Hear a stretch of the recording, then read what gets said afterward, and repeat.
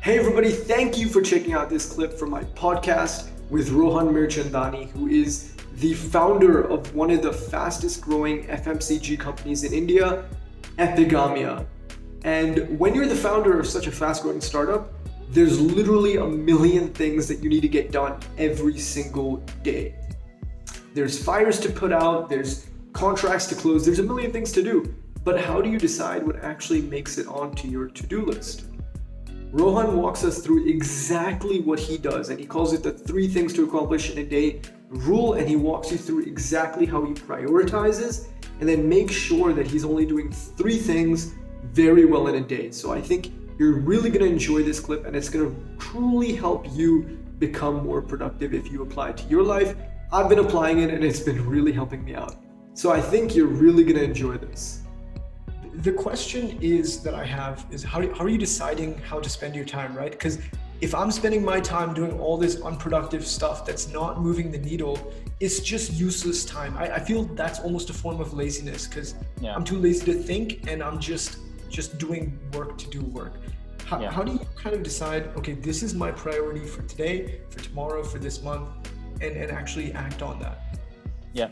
So there's this, and I'm probably the wrong person to ask because I'm still learning this. I have a very long way to go, but maybe I've got a few years more than you and maybe some of your listeners. But the way I sort of came to terms with this question, and I'm going back to the early days. I think today is a little bit different, and I can talk about today as well, because obviously today, in terms of where we are as a company and the team I have, and also now with the COVID world, the way I looked at it is, there's 100,000 things you can do. I mean, this lists are never ending. I used to be a big list guy. Make your to-do list, and nothing got crossed. I just came to terms with just picking 3 things, right? So you pick 3 things, and out of those 3 things, there's one that you will every morning.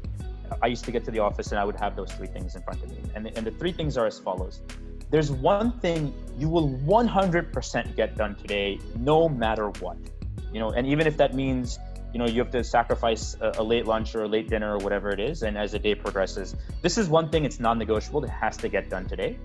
And the other 2 are things that you want to devote a more significant time to your day, right? So we're going to make sure that you want to at least put a dent in some of the effort in the other 2.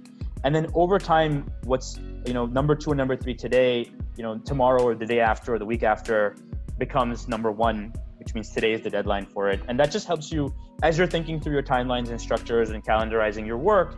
But when you come in and you're in the midst of it on a daily basis, I look at 3, because really, if you want to give the attention, if you really want to move the needle, like you said, there's only one real big thing you're going to get done in a day, and you're going to be able to get time. And that's how I looked at it. And literally, it was something as simple as hire a head of production. That I have to get this done today. So I need to activate this. I need to make sure interviews are happening. I need to make sure this is happening. I need to make sure I'm doing this, whatever I'm doing, right? I live on lists, and now of course I've got Mino to help me with that. So she helps me coordinate and sort of do that. But I think the way I look at it is you have to just be, from a productivity perspective, there's going to be one thing that you're really going to nail. Just define it at the start of your day. This is the one thing I am going to get done today, no matter what. No matter what comes at me, if the factory breaks down, if there's a weather storm, if there's a strike, if there's a protest, if there's a global virus, I'm gonna get this one thing done today. and that's what you need to sort of go about it with, right? This is my one thing for the day. If you make that 1 into 2 or 3, none of those are getting done. I can guarantee you that. So I was going to say that's a really good way of looking at it, because I myself, I write huge lists and half of it doesn't get ticked off. Exactly. Which is the most annoying thing on the planet, to go to bed with that. Actually, it rings in your head. But where are you deciding where you pull these 3 things from? For example, is there like a program, I'm trying to launch this product, or I'm trying to do this? How do you kind of pull those 3 things into your bucket? Yeah. So again, and what you're referring to is prioritization now, right? Mm-hmm. That's the key. And I think that's something, again, I'm giving you all this so-called gyan, but it's not like I'm the best at this either. I'm still, it's a massive learning curve for me, right? As I'm going through this as well. Prioritization is a very tough one, and I think that's a big one for entrepreneurs. And I can very proudly say that I failed miserably at this in the early days, right? And I think, I think prioritization is something that I'm just, it's something that you have to learn. It's always helpful to have an advisor. I'm a big believer in mentors. I've had some of the best, and I wouldn't be where I am without them. And I highly recommend anyone getting into the entrepreneurial journey. It is a very lonely journey.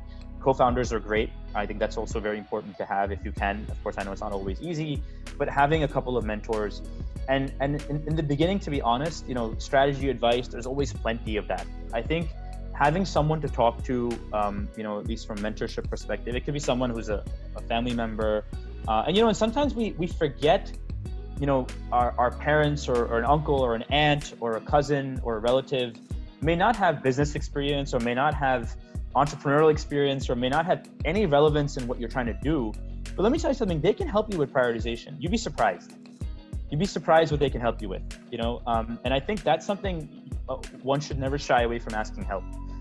Because it's just more, it's more about what's going to have the bigger impact of the day, and I'm giving you a very wishy-washy answer because there is no straight answer there. That has to come from within. It's very hard for to say you got this list of 30 things, now what do I pull out? But I think what's more important is you pull something out. I would rather you pull something out and it ended up not being number one, and later on you found out it was actually number 5 on the list, then you sort of struggling and mulling over what's number 1 for a long time and never delivering on that, right? I'd rather look at it, I'd reverse the trend that way. But like I'm saying, it's very important, especially when the journey is lonely, to bring in people, and as I'm saying, you may think, oh, I got no one in my family that has run a business. No, that's not what you're using them for. You're not asking them for, what's the best way to scale the podcast and bring in great users? What's the best way to distribute the content? You're not asking them for that. You're getting into nitty-gritties on, here's 100 things I need to do today. Just someone to voice it over with, and you'll be surprised. Even someone at home who's never been a business person, maybe someone who's run a household or taking care of the kitchen, could help you prioritize. You'd be very surprised on how that works, in the prioritization realm. Wow, that's an awesome bit of advice. Yeah, I think a lot of us get caught up in, this mentor needs to have done this or needs to be the CEO of that, but yeah, anybody can help you. Mentorship comes in many different ways, and I think there isn't any member of my family that hasn't helped me that I owe everything I do to. My immediate family, whether it's my father, of course, for sure. Without fail, everything. And then my brother, my wife, my mother, everybody has played a role. And I think that's what's great, because you really need that support system. Thank you so much for watching. I hope you took something tangible away from it. It's a clip from our full podcast and conversation, and if you want to listen to that, click here. And if you really liked the content and you want to subscribe for more, click here. Thanks again for listening. See you guys in the next one.